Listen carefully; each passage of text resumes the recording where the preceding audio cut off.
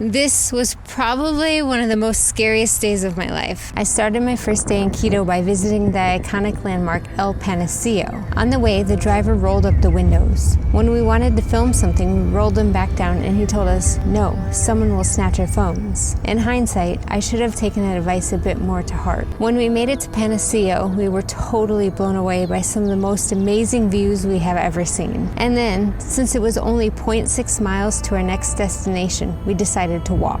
We saw a local lady who insisted we take a different way instead of the more obvious path we were about to take. The walk was pleasant at first. All the stray dogs seemed nice enough and were all letting me pass safely until about 5 more mean ones began following me, growling and threatening to bite. But my hero was able to scare them off enough so I could run away. And when I thought the worst was behind us, a guy noticed us and immediately whistled to a friend and began approaching us. I thought he was gonna ask for something, so I politely said, "No hablo español." But then I could see he clearly had evil in his eyes. And within seconds, he was like right here next to me.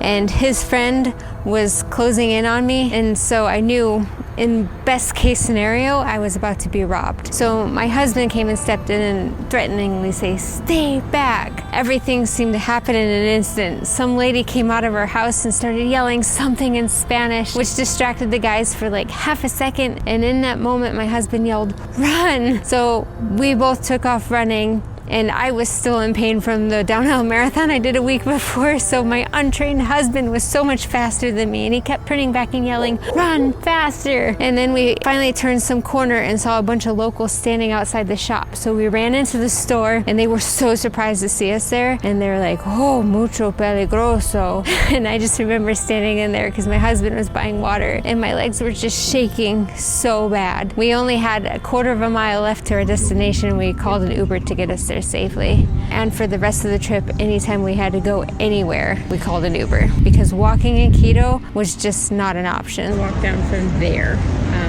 Don't ever do that when in Ecuador.